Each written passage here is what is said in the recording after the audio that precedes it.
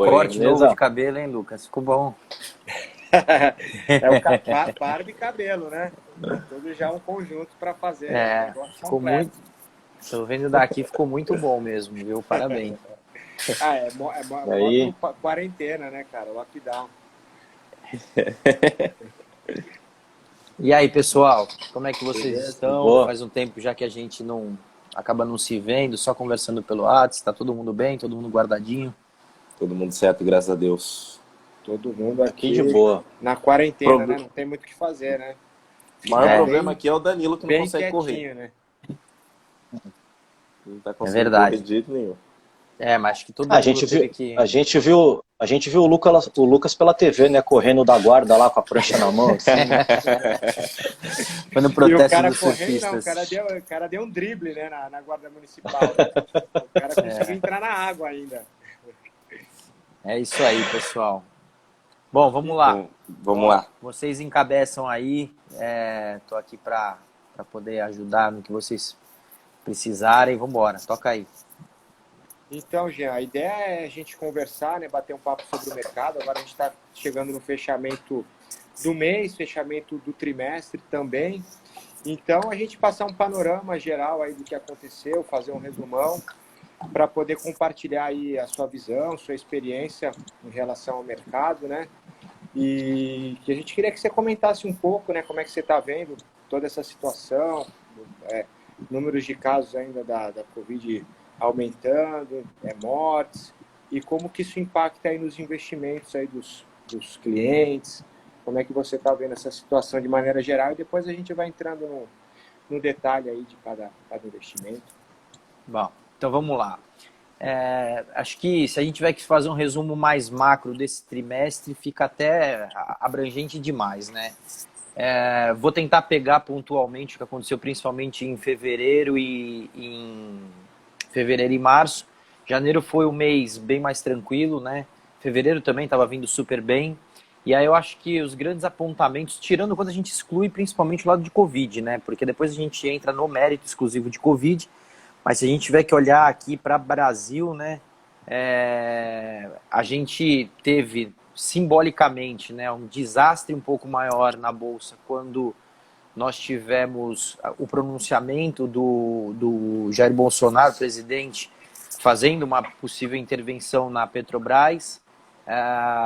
E aí aqui eu acho que é importante também a gente deixar bem claro tudo isso, de que a gente não está aqui para falar sobre aspectos sociais da política, né? A gente fala sobre aspectos econômicos e nosso ponto de vista é dizer se foi assertivo ou não. Do meu ponto de vista particular, foi um grande erro, porque não adianta o governo abrir o capital de uma empresa como o Banco do Brasil, Petrobras e outras empresas como Eletrobras, ou pensar em fazer IPO de outras empresas também, como o Correio, ou privatizar, enfim, qualquer outra empresa que seja a detenção do governo, que o governo tenha a intenção de fazer algum tipo de social, mas usar o capitalismo, o meio, né, capitalista, para se autofinanciar. E aí, quando ele faz isso, o que ele acaba fazendo, né, é afastando investidores. Isso é um problema sério. Então, do meu ponto de vista, a Petrobras foi um pouco lesada. O grande ponto positivo para a Petrobras é que dos piores, né, que poderiam vir aí dos gestores mais ligados ao governo público, acho que o que foi para lá é um pouco melhor, porque ele já fazia um trabalho em Furnas. E aí depois nós tivemos o Supremo Tribunal Federal não mais surpreendendo, porque dali a gente só vê surpresas negativas, então quer dizer, não era nenhuma surpresa, né? Mas enfim, deu a elegibilidade ao Lula, o que traz um tremor, e mais uma vez nós não estamos falando social, pode ser que alguém aí que esteja vendo seja, né, partidário a eles, mas a gente olha só para o lado econômico. E aí, quando o mundo enxerga o Brasil, né, num retrocesso político, acaba afastando investidores internacionais. E aí, dali por diante, o que a gente viu é uma continuidade de bolsa de valores dependente de estímulos econômicos. Até tivemos aí a aprovação do 1,9 tri, né, do governo americano lá, que foi o que o Trump, o que o Biden já tinha se prontificado a fazer. Depois agora ele vem aí com um outro formato de pacote de estímulo, né, que é um pacote de estímulo que pode chegar a 3 trilhões, injetando dinheiro direto na economia através da infraestrutura. Eu particularmente acredito que a China... Lembrando que é tudo dólar, né? Tudo dólar, né? Trilhões de dólares. Tudo dólar. Né? A gente não tem bid real aqui para poder ajudar a população, os caras trabalham com tri de dólar. Eu acho que a China, particularmente, também deve fazer uma nova rodada de injeção, mas a China sempre vai ser ligada a estímulos econômicos diretos à infraestrutura, à expansão, a crescimento, por exemplo, demográfico dela, né, de que ela criar a expansão de logística, captando áreas cruciais para sua cadeia de logística, né?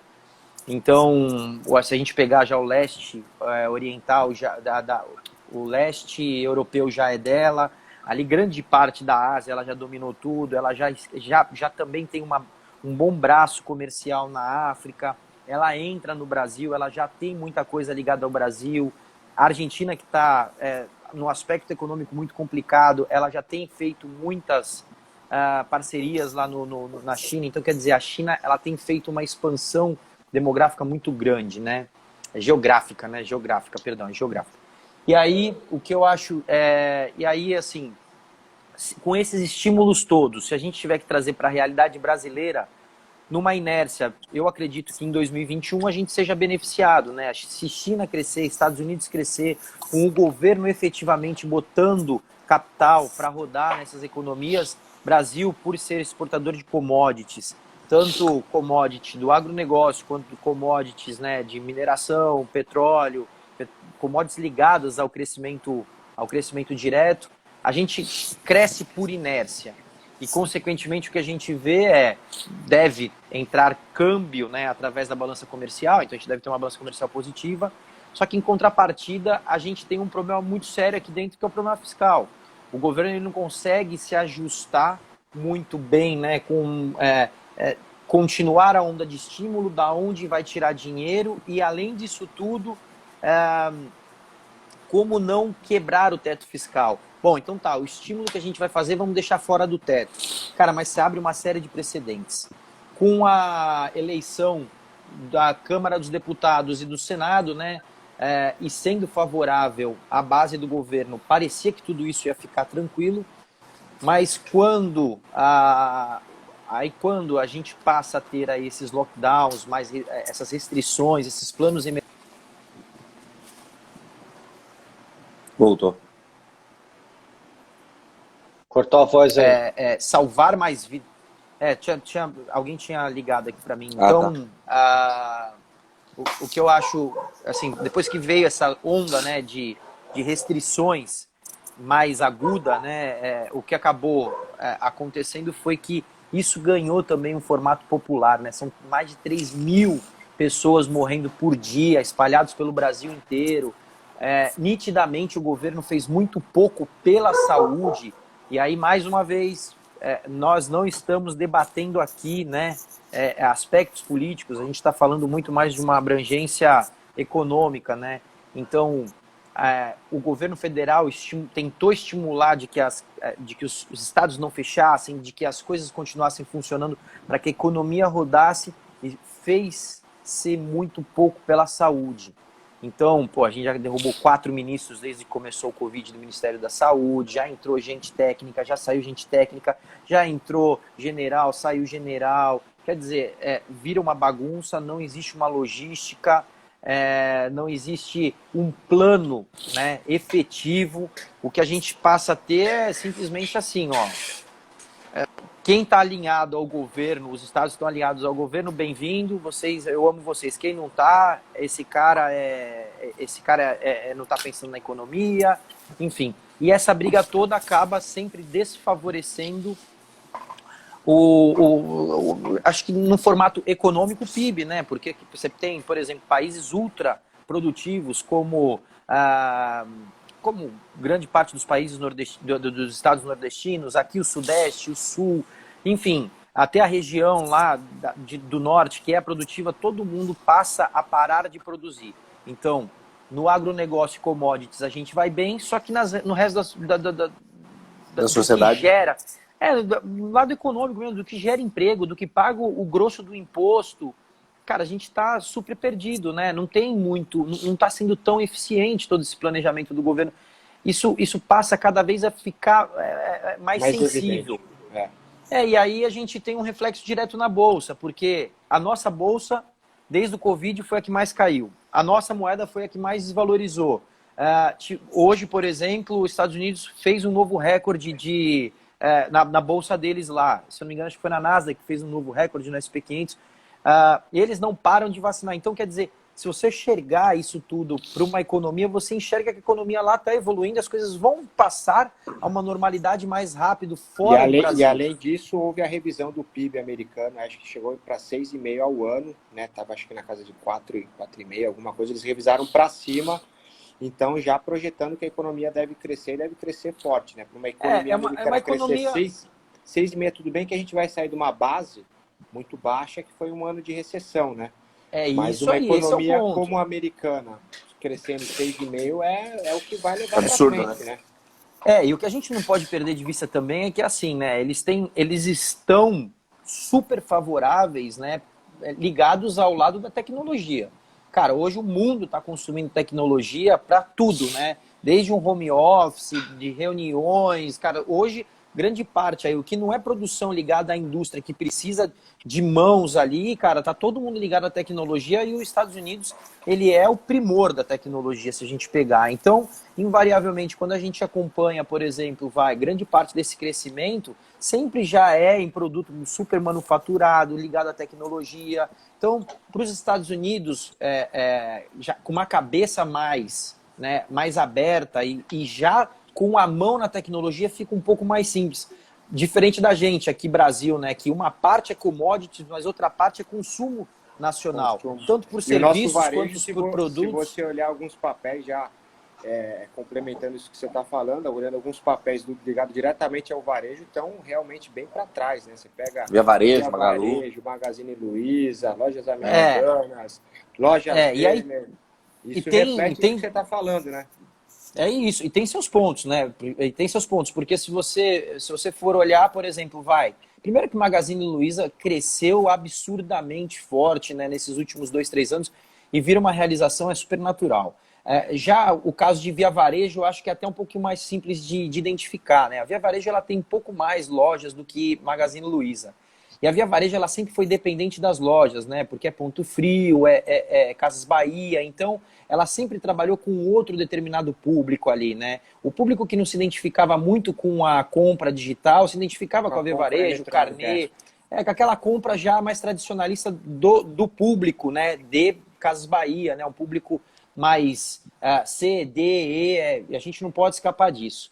E com 2.000 lojas ao todo do ciclo de Via Varejo fechado, isso gera um custo operacional absurdamente alto, que é algo, por exemplo, que já não pesa tanto para Magazine Luiza, e Magazine Luiza sempre teve uma receita muito forte através do varejo, né? Ela foi uma das que encabeçou, do e-commerce. Ela foi uma das que encabeçou aí o e-commerce muito forte com uma tecnologia e uma logística muito aprimorada. Então, eles conseguiram ficar bem ali. E aí uma realização ela vem tradicional. Agora a Via Varejo complica um pouco mais. Eles estão sendo muito atuantes, eles tiraram muita gente da Magazine Luiza e levaram para a Via Varejo. Eles estão tentando parte desenvolver... da tecnologia da Via Varejo é da Magazine Luiza, já vi bastante. Eles estão tentando desenvolver também o mesmo esquema de logística para ser tão eficiente quanto... E, sinceramente, acho que todo mundo que está em casa passou a comprar pelo menos um liquidificador que queimou, uma televisão, alguma coisa na Via Varejo. Se você pegar, acho que o processo ele é muito parecido nas duas, né? Então, Via Varejo acho que acabou sofrendo um pouco mais, mas eles conseguiram adaptar muito forte. Só que o problema é que o mercado não está olhando mais isso por quê, né? Pô, peraí, se os caras estão vendendo bem, só que é muito incerto. Quando a gente saiu do Covid em maio, abril, maio ali, se você pegar tanto Via Varejo quanto Magazine Luiza e outras que já estavam adaptadas ao e-commerce, tá? Elas subiram muito forte até setembro, outubro. Né? B2W, Lojas Americanas também. Exatamente. A B2W acho que bateu mais de R$100, né? E agora se não me engano, chegou a 120, 128, alguma coisa desse gênero. Exatamente, agora está 60. Então, e aí, mas por quê? É que Porque Magalu veio um desdobrou, se pacote. não tivesse desdobrado, tava R$ 300 na época. Eu não vou me recordar quanto estava, mas ela teve desdobramento e ela chegou a 25 e agora chegou a trabalhar mais Ela baixo chegou perto de 20, 100. né? Chegou a 19, não, mas agora, chegou a 19 e pouquinho também essa É, semana. agora ela Sim, tá trabalhando é em 19, agora tá 20. E isso tudo eu trago, por exemplo, para mim, que é a insegurança do investidor, porque assim, se a gente ficar mais algum tempo em lockdown, por exemplo, acho que deve ser renovado pelo menos para o estado de São Paulo mais 15 dias, né? A gente deve estender até o dia 11. Cada município pode ter a sua direção, mas acho que no contexto geral o governador deve ficar. E outras áreas também, né? A gente está vendo outros lugares que estão muito complicados, tanto por leito de hospitais, quanto o nível de mortes. Rio Não, Grande do e a Sul gente está muito sempre, complicado, Rio de Janeiro. a gente sempre pensa positivo, achando que a coisa vai melhorar, a vacinação vai ser mais rápida e a gente vai conseguir sair dessa. Mas a gente tem um nível de incerteza em relação ao vírus ainda, que a gente não sabe se vai ter uma mutação, a gente não sabe se vai surgir uma nova cepa, que as vacinas não atendam. Então, o mercado ainda fica com essa insegurança e realmente a gente não sabe se a gente vai ficar mais 2 ou 3 anos em Vamos fazer um lockdown. exercício. Vamos fazer um exercício aqui, ó. Vamos supor que a vacina, tá? Vamos supor que a vacina, ela imuniza, ela tem a capacidade de ser eficiente contra essa cepa ou contra uma possível nova cepa que vai chegar. É um exercício simples. Cara, pega a curva de vacinação frente, né, à curva de infectados. Para que isso consiga chegar a uma correlação, cara, pode ser que a gente demore mais 4, 5, 6 meses se a gente conseguir vacinar 1 milhão de pessoas por dia. Tá? Vamos colocar 6 meses, vamos colocar 3 meses, né? 1 milhão de pessoas por dia, né? Em 3 meses a gente tem 90 dias. 90 vamos supor que não pare sábado, não pare domingo, a gente que nem 90 vão parar dias. aqui, né? No feriado aí, não vão parar. Santos e São Vicente já aceitaram que vão continuar no feriado. Ah, que bom, né? O mínimo, né? Mas vamos fazer esse exercício. São 90 milhões de pessoas vacinadas, certo? Supostamente, né? Porque são 2 doses, então não está 100% todo mundo imune. Mas vamos fazer esse exercício. E aí a gente passa a, de fato, ter uma correlação aonde o número de infectados ele caia por conta da vacina, não por conta dos resultados do lockdown, porque, naturalmente, se todo mundo fizer efetivamente lockdown, e aqui eu tenho pelo menos acompanhado e visto que as pessoas estão ficando mais em casa, né? Até porque tudo está praticamente fechado, não tem para onde você ir. Não tem o que fazer, né? Então, assim, caia por eficiência da vacina, tá? Se isso demorar mais 3 meses, aí é o ponto, por exemplo, que eu vejo as varejistas super fragilizadas. Cara, como as pessoas vão consumir? Hoje, com o estímulo que a gente teve no primeiro Covid, de o governo, por mais que ele desse pouco, que era R$600 por família, e muitas famílias não iam conseguir sustentar, ele jogou uma gama de capital muito forte na economia. Houve uma se eu não me engano, liquidez muito grande no mercado. Né? A quase 500 bilhões de estímulos no contexto geral. Então é assim, cara, você tem 500 bilhões circulante. Cara, você teve resgate de FGTS, você teve uma série de estímulos, agora não tem mais isso. Então, o quanto vai continuar dinheiro circulante? Esse ponto que você está falando aí, eu li alguns gestores comentando também, dizendo que houve o seguinte: as famílias estão tão preocupadas com essa parte da renda, de perder renda e não ter trabalho, que pode realmente acontecer, que elas estão poupando além da conta. Então, pode ser que haja ainda um dinheiro represado nas famílias, que quando a gente voltar ao consumo e uma vida próxima do normal, esse dinheiro vá para o mercado. Então é um contraponto aí que eu estou fazendo isso que você está falando. Não, eu concordo, mas quanto tempo também, isso pode ser que aconteça? Por quanto tempo? A gente não 6, sabe, né? 7, 8 meses. Porque também o que a gente não pode perder de vista é que, gente, pelo amor de Deus, vai ter uma classe de desemprego gigantesca. Então você não tem como segurar. Cara, como que o desempregado, se a gente chegar a 14, 15% de desemprego, como que esse cara vai consumir? Entende? Então, se você pegar pontualmente a gente já era varejo, 13, 14%, né? Então, e aí eu cheguei a ver, por exemplo, o Benchimol logo no começo do Covid falou que podia chegar a 24%. Eu vi alguns gestores falando de 18%, né, no pico. E assim, eu não descarto, porque... E outra coisa, né, você tem, por exemplo, se os comércios de bairro começarem a fechar, você vai ter um núcleo da população que não tem, né, estudos, que não tem qualificação para entrar num determinado emprego, e essa galera vai ter dificuldade de se realocar. Vai ter que ter uma reinvenção ali. Então, eu tinha, por exemplo, eu vou até um pouco mais longe citar um exemplo bem simples, né? Quando a gente esteve passando pela crise de 2015, ali, 2014, 2015, teve a reeleição da Dilma, e a inflação estava estourada, e a gente estava com um desemprego também perto de 12% ou 13%, e a Uzi Minas, ela fez um programa de demissão voluntária e depois um programa de demissão forçada, né? Limpou a base. E aí, por exemplo, teve alguns diretores que viraram nossos clientes na ocasião. Eles falaram, cara, tinha funileiro lá, por exemplo, funileiro, torneiro, ganhando 7, 8 mil reais. Esse cara custa, e eu não estou dizendo que não deve ganhar, é só uma questão de ponto de vista só.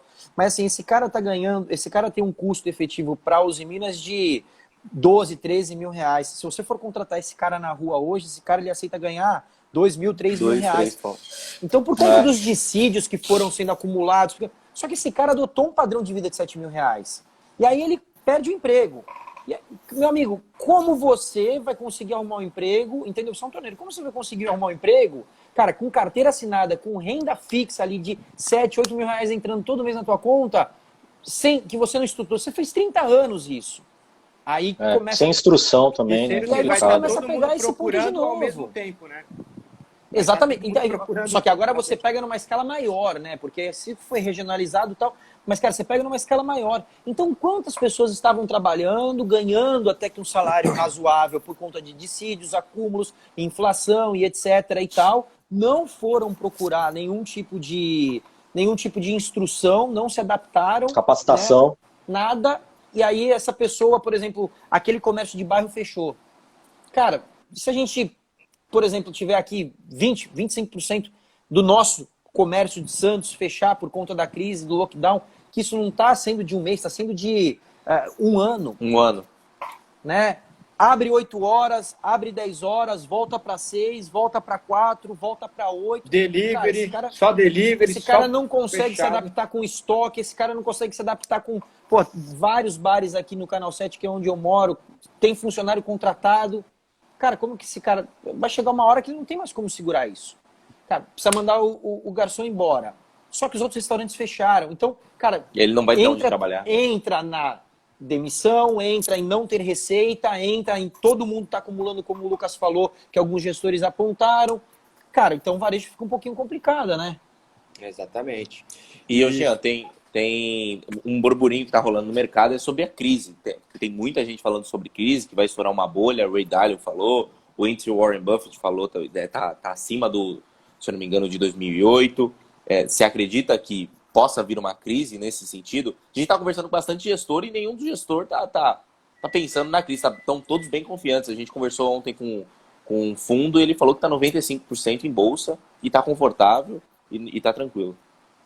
A minha, assim, acho que desde 2011 é 100% da minha posição é renda variável, né? Eu não tenho nada de renda fixa. Primeiro que eu fui muito tempo também, mas eterno confiante a Brasil, né? Hoje, com a democratização da B3, a gente tem produtos internacionais e a gente começa a olhar um pouquinho para fora.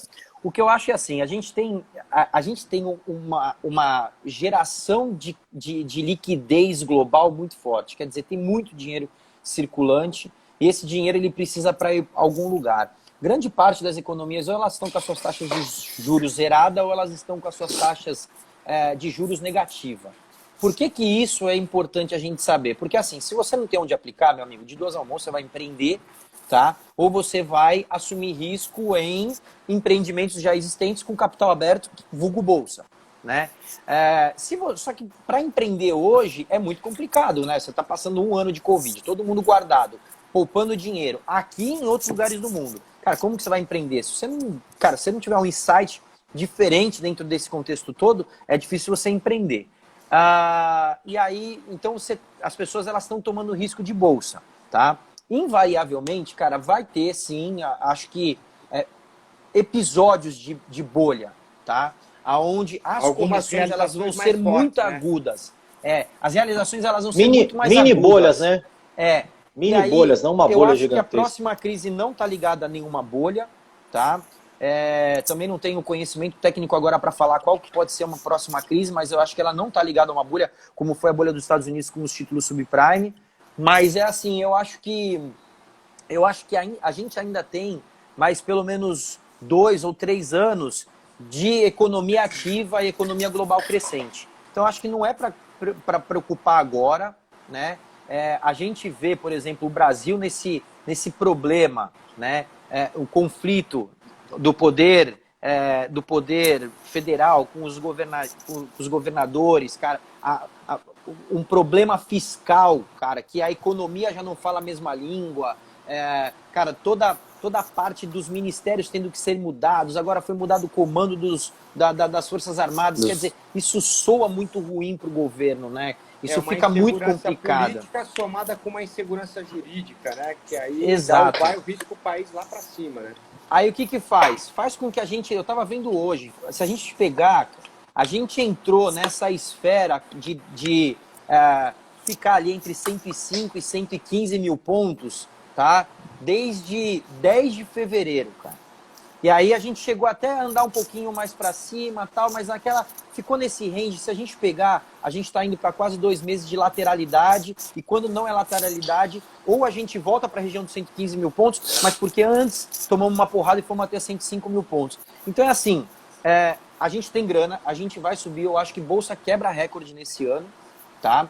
Facilmente, eu acho que Bolsa passa, porque, que nem eu tô falando, o mundo deve crescer, 6,5 Estados Unidos, China deve crescer lá para 8, se não crescer mais, tá? Eles estão gigantescos e a gente cresce por inércia. Então, o Brasil deve crescer entre 3% e 4%, mas retomando numa recessão, tá? A gente deve ter uma inflação muito maluca, a gente deve ter uma inflação alta, que também é o que pode acabar trazendo algum tipo de capital externo. Se a gente conseguir chegar com Bolsa a 5%, tem que ver se não volta a ser atrativo aquele investimento quer. A previsão da XP é Selic em 5% no final do ano. Então, ano de 2021. pode ser, se o câmbio continuar alto, pode ser que seja favorável, porque o cara vem com menos capital, transforma em mais real, compra uma taxa de juro positiva, tá? Então, não sei, acho que isso pode ajudar até a segurar um pouquinho aí a taxa de juros no nível um pouquinho mais alto. O grande problema é o Brasil ficar endividado a 5%, né? A gente não tem grana para isso. Ficar com essa taxa de inflação muito alta e com desemprego sem crescer, né? Aí dá um quadro terrível para o país, né? Inflação crescente, a mesma coisa de 2014. Dívida do Brasil é 90% do PIB, se eu não me engano. Né? E uma coisa, e é assim, ó, uma coisa a gente não pode perder de vista, tá, gente? Ano que vem é eleição, né? Então a gente tem aí em 2022, a gente tem, cara, mais uma turbulência fantástica aí, uma né? eleição extremamente polarizada, né? Provavelmente novamente Lula versus Bolsonaro, a gente vai ter os dois extremos da ideologia política, né? O que para um mercado é mais aceitável, em outros aspectos não é. Então, realmente vai ter um nível de volatilidade muito alto, né? E o pior é que as pessoas estão clamando, né, por uma solução, né? Por uma terceira via, né? O povo está clamando, né? Tanto já a opinião pública, quanto Salvador, os empresários. Né? Não Salvador, alguém que possa vir de fora desse processo, né? Porque assim, cara, já testamos o Lula. E aí tem muita gente que é grata ao Lula. Eu acho que candidato político, você gosta ou desgosta de acordo com se você foi beneficiado ou não durante a gestão dele. Mas, mais uma vez, falando economicamente, ele foi um cara que prejudicou. A gente só não quebrou na situação dele ali porque o Brasil estava crescendo absurdamente por conta de Estados Unidos e China, né? Estados Unidos crescia 6, China crescia 12 naquela época. Então, cara, pelo amor de Deus, por inércia você vai, né? Agora, por exemplo, se você... Cara, naquele modelo que o Lula governou, não é um modelo que vai se adaptar a essa realidade. O mensalão fazia com que ele tivesse aquele combinado, né, na Câmara dos Deputados e no Senado para aprovar os projetos que ele precisava. Mas, cara, depois o rombo ficou. Bolsonaro está se complicando muito, cara, mudando completamente tudo que ele pregou durante a campanha. Em outros países soa até como estelionato político. Não estou dizendo que mas em outros países sim, porque, cara, se você pegar o que ele prometeu e como ele está conduzindo, cara, mudou completamente o contexto. Mas, enfim, a gente precisava de uma terceira solução, pelo menos para jogar esse cabo de guerra com energias distintas, né? e trazer pelo menos mais um respaldo. Mas, sinceramente, de todos os candidatos que já se falaram, eu não vejo nenhum que possa Que tenha tirar força, aí né? o holofote dos dois. Né? Tem que ter força para tirar o holofote. Não vejo nenhum também, não. É difícil, cara. Muita gente fala, por exemplo, vai, Amoedo, cara, esse cara não tem força para chegar aí e Nem peitar, um pouco. não. Luciano Huck. Poderia ser uma cabeça diferença. Então, assim, cá entre nós, né, meu, Luciano Huck, meu, você vai jogar o Cordeiro num covil de cobra, cara. Imagina, o que o Luciano Huck vai conseguir fazer? Se o Bolsonaro, que conhece, cara, como é a Câmara dos Deputados, o Senado, e é tinhoso, 27 anos, arrumou briga com todo mundo, teve que se associar a esses caras para poder tentar governar. Imagina o Luciano Huck, cara, ele vai ser engolido, entendeu? É uma pena, mas vai ser engolido, cara. Entendeu? Ô, Jean, eu acho muito difícil, cara. Manda. É uma Ô, Jean, situação complicada. olhando o mercado, assim, pelo que eu tenho acompanhado, o mercado não está ruim, né? Tirando a situação política do país, as incertezas, o mercado não está tão ruim. Tem algumas oportunidades que a gente acompanha, né? Que a gente vem conversando. A minha dúvida é o seguinte, cara, esse câmbio, esse dólar não quer baixar, cara, 5,60, 5,70, 5,80. Tu vê aí o câmbio para 5,20, R$5, dá para programar aquela viagem para Disney no que vem? Ah, eu acho difícil, viu, meu? Sinceramente, eu acho que não... Eu acho que câmbio, câmbio, assim, Brasil historicamente, né, tem um processo muito desfavorável ao câmbio, né? A gente sempre perde valor. Se você pegar, o real saiu a quase R$1 por dólar, cara, e hoje a gente está vendo essa situação. O risco país, né, o risco de ter efetivamente aí, cara, um déficit do teto da dívida, isso tudo tem incomodado muito, tá? Eu acho difícil a gente conseguir voltar à casa de 5,10, 5,20 câmbio, pelo menos para esse ano, tá? Eu acho bem difícil, porque assim, quando vem notícias boas, o câmbio cai pouco. Quando vem notícias ruins, o câmbio puxa muito forte. E você, como um excepcional grafista, né, cara, que é um dos caras que pô, graças a Deus entrou pro time aí, porque, cara, admiro pra cacete sua análise. Meu amigo, você vê o gráfico do câmbio, o gráfico do dólar tá, né, totalmente direcional. Hoje teve uma queda de quase, chegou a cair 2%, né, mas... Foi. Mas não é nada, né? Não é nada, é uma realização convencional. Se a gente pegar o gráfico do câmbio, o câmbio é totalmente positivo. E assim, eu acho sinceramente que o câmbio deve estacionar ali entre 5,30, 5,50. É muito difícil. Cara, no meu exercício total de câmbio, eu nunca fui muito assertivo para ter um câmbio final. O que a gente tem que sempre se atentar é uma coisa que o Dato da Eleven fala bastante, né? O dólar não é nosso, o dólar é dos americanos. Se a economia lá melhorar e tiver muita oportunidade, isso é um ponto também interessante que a gente precisa conversar, provavelmente o dólar vai crescer frente aos pares dos emergentes e o Brasil entra nesse leque. E aí não necessariamente é tirar dinheiro do Brasil, né? É sair dos emergentes num contexto geral. E o que eu queria dizer né, um dos motivos também que fez com que a gente tivesse uma puxada muito forte negativa para o mercado aqui foram os treasuries americanos de 10 anos, começaram a subir as taxas, porque eles já estão vendo inflação de longo prazo lá. Então, provavelmente, eles já vão começar também a entrar numa política de retomada de taxa, né? Pelo menos para 2022, 2023. Isso também é importante a gente acompanhar. O presidente do Fed, ele, no último discurso dele, ele comentou que vai atuar com todas as ferramentas para não precisar aumentar a taxa de juros e vai ser benevolente aí com a inflação em determinados níveis, né? Então, a gente pode ver a inflação americana subindo levemente, um pouco, mas mesmo assim ele vai procurar manter os juros reais negativos, né? Mantendo a taxa de juros ainda baixa, que o mercado vê com bons olhos, né? Evitando essa fuga aí de capital de risco para os treasuries americanos, né? Que isso sim pode dar uma chacoalhada na bolsa, tanto lá quanto aqui, né? Pode, se o cara passa a ter risco americano, entendeu? Com um trade pagando um pouco mais, cara, para que ele vai correr risco de incerteza no meio de um Covid? E o grande problema ali também é essa expectativa de se por um acaso lá começar a apontar de que os títulos de longo prazo vão começar a subir e o cara não tiver mais como segurar, ele tem que começar a subir a taxa de juros, a maior preocupação são com as empresas de tecnologia lá que estão trepadas no crédito lá, né? Eles têm uma alavancada extremamente gigantesca. dependente de crédito, né? Então se por um acaso capital, começar a encarecer lá, aí a gente vai ver aí é onde a gente pode ver, por exemplo, uma realização um pouco mais forte das empresas de tecnologia, o que vai fazer com que o SP500 realize, entendeu? Mas vai ser pontual, né?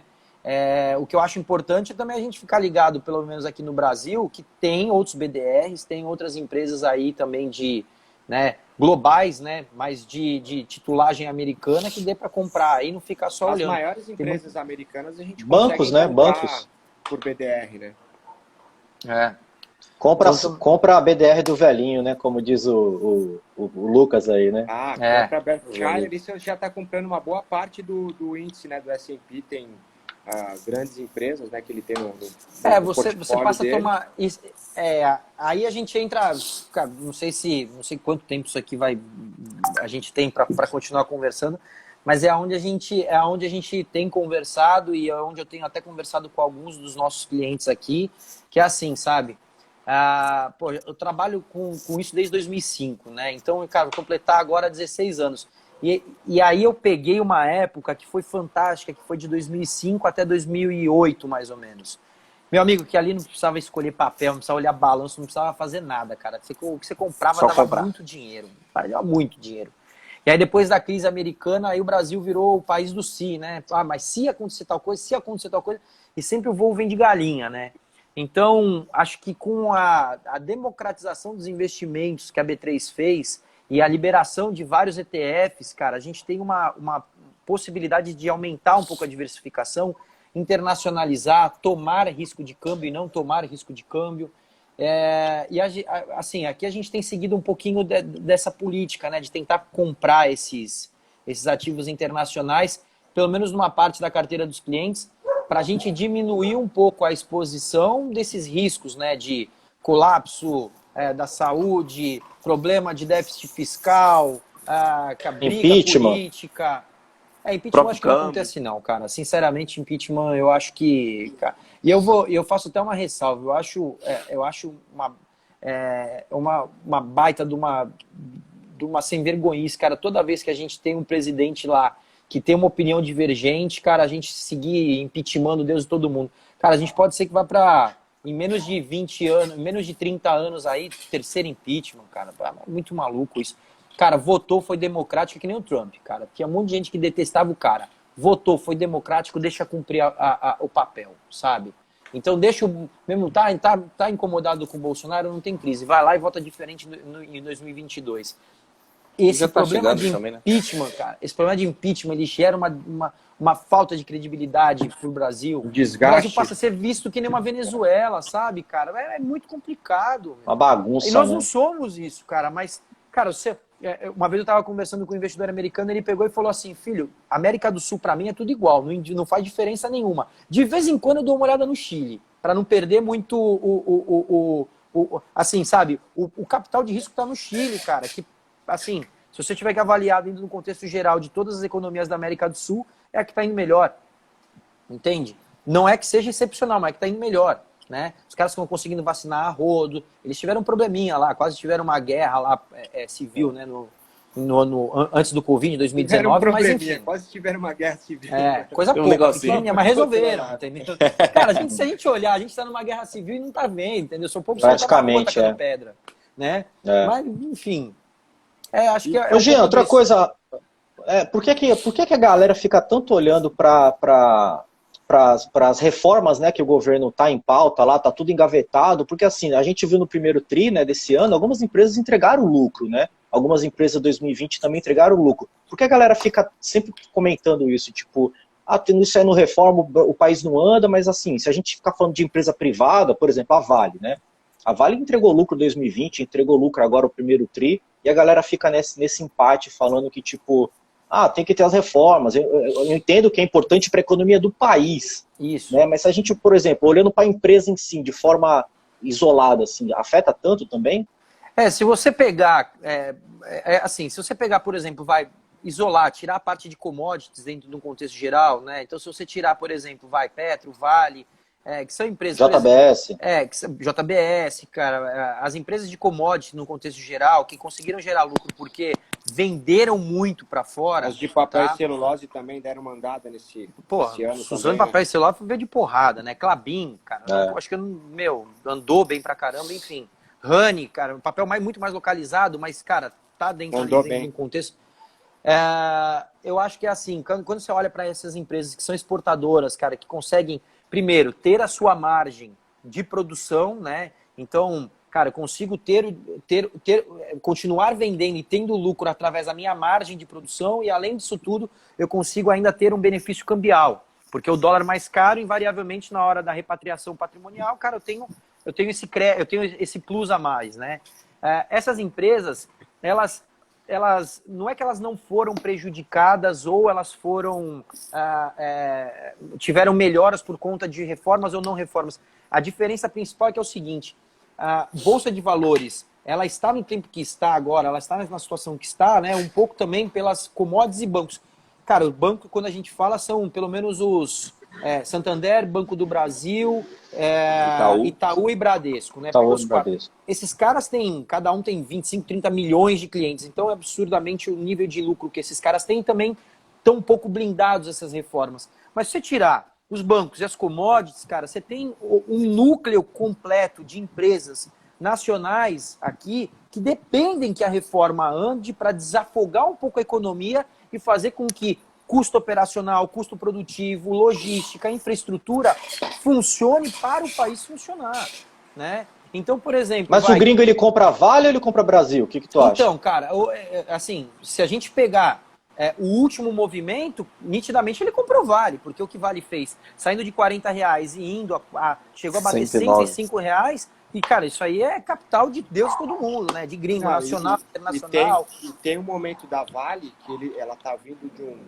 de um movimento aí que foi após a tragédia aí de Brumadinho, que ela veio se reestruturando e ela passou a ser vista pelo mercado com outros olhos, né? E quando você compara alguns indicadores da Vale com concorrentes internacionais, ela estava com um preço muito, muito descontado, né? E o preço dela era em dólar, então nem se fala. Então ela veio tirando essa diferença e o mercado ajudou. O dólar foi lá para cima, então boa parte da produção vai para exportação para a China, câmbio lá em cima, minério de ferro lá em cima, cenário tempestade perfeita. Você acha que ela está preocupada com alguma reforma? A Vale, por exemplo, né? Isso é uma coisa curiosa que é assim, né, cara? Quem não está ligado na economia, quem está ligado mais na parte social e pensa no país, né, na parte social, né? Aí às vezes acha que a gente é meio maluco ou que é controverso, mas é o seguinte, cara. A Vale, ela foi privatizada por uma baita de uma sacanagem, feita no meio do processo do Banestado e etc. Cara, foi vendida a preço de pichincha, certo? Uma empresa daquele tamanho, já naquela época, não poderia ter sido vendida naquelas condições. Só que ao longo do tempo, ela passou a se tornar uma das 3 maiores mineradoras do mundo. Hoje, o grande insight da Vale, por exemplo, é que a Vale não tem mais estoque, cara. Ela produz, entra na trilhagem, na série de produção, cai no navio, despacha. Cara, se tiver algum problema com a produção, o minério de ferro sobe, né? Foi o que aconteceu. Exatamente. Então, quer dizer... e aí você pega, por exemplo, Estados Unidos querendo enfiar 3 trilhões em infraestrutura. China vai enfiar também um caminhão de dinheiro. Meu amigo, o que é infraestrutura? Como é que você faz infraestrutura sem minério? Não tem, entendeu? Então, cara, todo mundo já... Automaticamente se beneficia, né? Cara, você já começa a canalizar esse recurso, porque se Vale tá dando dinheiro do jeito que tá, isso porque o mundo ficou parado um ano, imagina daqui, por exemplo, a 2 anos a capacidade que ela tem de virar caixa. O que ela vai pagar de dividendos, que é isso que atrai investidor no contexto geral, né? Agora, por que investidor não compra construtora? Por que investidor não está comprando indústria farmacêutica aqui ou indústria de laboratório? Por que investidor não está comprando a empresa de tecnologia brasileira? Por que investidor não está comprando, enfim, qualquer outro segmento que não? Banco e commodity. Cara, porque depende de reforma. Cara, depende de viabilizar, entendeu, economicamente o Brasil. Não dá, cara, não dá. Você quer fazer uma cadeia de logística para tentar transportar algo, por exemplo, randon, precisa pegar caminhão para sair daqui lá do Rio Grande do Sul, que já está lá, levar para lá para o Nordeste. Meu amigo, são 4, 5 dias correndo risco de ser assaltado, buraco, quebrar, pedágio. entendeu? O cara que produz alguma coisa em qualquer lugar do país, ele depende de caminhoneiro para levar, container. Cara, é tudo muito enrolado nesse país. É muito complicado. Cadeia de logística é complicada, o processo trabalhista é complicado. Porra, então precisa ter reforma. Vamos falar no contexto geral. Reforma econômica. Outra coisa que também está pesando bastante. Por exemplo, todo mundo sabe que tem uma reforma tributária para ser votada. Todo mundo sabe. Esse negócio não anda. Aí você acha que gringo vem para cá, aí vai chegar aqui e vai falar, peraí, eu vim para cá para pagar 1 de imposto, vou pagar 2 agora por quê? Ah, porque a reforma tributária foi votada, o país está quebrado, eles precisaram criar novos tributos. Ah, então tá bom, então sabe o que eu vou fazer? Vota a reforma tributária, quando eu souber o quanto é o meu tributo, eu venho aí para ficar com vocês. Senão não dá. Enquanto isso, o Chile fala, vem aqui, né? Cara, os caras estão indo para a Argentina. Os caras estão indo para a Argentina. As construtoras, as montadoras de veículo brasileiro estão indo para a Argentina. Entendeu? Isso foi até uma coisa que a gente já conversou lá no escritório. Montadora está indo para a Argentina, né? Empresas de mão de obra brasileira estão indo para o Paraguai.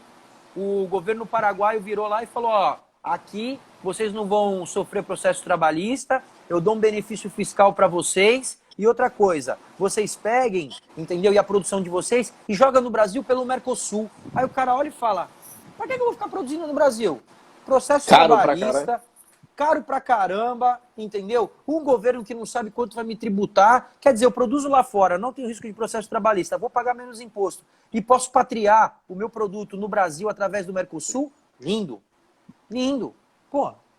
Alguém colocou, o Maurício Capital colocou BTG indo para Colômbia. Cara, eu te falar a real, BTG para mim, eu acho que é um dos melhores investimentos que tem hoje na Bolsa, hein?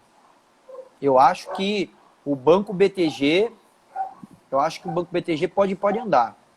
Eu tô comprando devagarzinho para os clientes aí. Danilão, depois faz uma análise bem bacana aí para eu poder dar uma olhada. Fechou. Perfeito, eu acredito que seja isso. Tem mais alguma coisa a comentar? O que eu quero deixar aqui uma coisa clara que é o seguinte, né? Acho que a gente colocou aqui uma série de situações que são extremamente negativas e quem ouvir a live amanhã ou depois vai juntar as coisas e vai embora, né? Vai embora do país, da bolsa, né? A gente está chegando próximo, ou não sei se hoje já chegou a 1 milhão de vacinação. O Brasil é um país que está muito barato, a gente tem uma capacidade de se reinventar muito forte.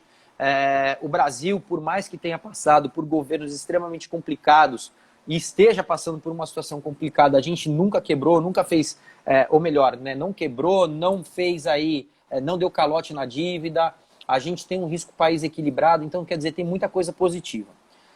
Os investidores, por conta da taxa Selic muito barata, tiveram aí, né, que se aventurar no mercado de renda variável e no meio desse processo veio o Covid, a taxa de juros caiu mais ainda, a inflação sobrepôs a taxa de juros, ficou com o juro real negativo, quer dizer, o que você colocou lá para aplicar, você resgata com um valor patrimonial menor, né, com valor de correção menor, e aí ele teve que ir para a Bolsa. E aí ele chega na Bolsa achando que é tudo as mil maravilhas, um monte de cliente que entrou antes de março, né? Tá morrendo de dor de cabeça, um monte de cliente que entrou depois de março, acha que isso é uma fábrica de dinheiro. Mas o que eu queria falar para você, o que eu queria deixar claro é que é o seguinte, a Bolsa, ela tem uma série de formas da gente investir, diversificar, tá? Se você não é investidor de longo prazo, se você é um investidor que está procurando uma rentabilidade imediata, você precisa estudar um pouco mais sobre bolsa, estudar um pouco mais sobre ter um pouco mais de disciplina, mas se você for investidor de longo prazo e olhar para o Brasil daqui a 3, 4 anos, eu acho que pode ser uma ótima oportunidade de você comprar Brasil e ter um retorno mais saudável sobre as suas aplicações. Mas o que é importante e o que o Aprenda em Vista tem feito através de vocês três, né, Santana, Danilo e Lucas, é desvendar uma série de onde buscar informação, como trabalhar os investimentos. O Lucas tem feito um trabalho excepcional, mostrando como redear um pouco a carteira ou como se expor menos através das opções. A gente tem aqui conversado bastante sobre os desenvolvimentos de curso e conteúdo para instruir as pessoas, né? Tem muita gente que ainda que eu recebo aqui chamada de WhatsApp falando: ah, não, eu quero entrar na bolsa, mas eu quero dar lá uma apostadinha, eu quero jogar um dinheirinho lá para ver como é que é. Cara, se você tiver essa cabeça, você vai perder grana, tá? O mercado não é para isso. Muita gente de home office fez com que entrasse numa corretora, o acesso é fácil, né? Entra na corretora, abre uma conta, home broker, põe dinheiro, virou cassino. Cara, o mercado não foi feito para isso. Então, use essas ferramentas, tanto digitais quanto, cara, todas as ferramentas que vocês puderem para estudar um pouco mais. Não se priva, por exemplo, de conversar com o Lucas, com o Danilo, com o Santana, ou até mesmo comigo, meu Instagram tá aí, para que a gente possa auxiliar, né, num contexto geral. Quem aplica em bolsa não adianta ver correções mensais de investimento. Ah, minha carteira subiu 1% esse mês. Ah, caiu 2% mês que vem. Cara, você pegar desde janeiro até agora, a maioria das carteiras estão negativas porque o mercado está negativo, mas a partir de junho, julho, pode ser que dê uma porrada e o mercado vire, a bolsa suba 20% e você ganhe dinheiro. Bolsa de valores é isso, o linear de tempo é maior para avaliação, tá? E não deixa de fazer proteção. Aprende a operar long short, aprende a operar redeado com opções, aprende a fazer um bom risco e retorno com o Santana e com o Danilo. Danilo é um excepcional gráfico, cara. Já falei para você, em breve, cara, você vai estar assumindo aqui essa parte operacional, porque vai me ajudar bastante para a gente poder criar a expansão, certo? E aí, quem sabe, a gente cria um time cada vez mais eficiente para poder proporcionar para o pessoal rentabilidade e, mais importante do que rentabilidade, conhecimento, pessoal. Perfeito. Fechado? Fechadíssimo. É isso, demorou. Fechou.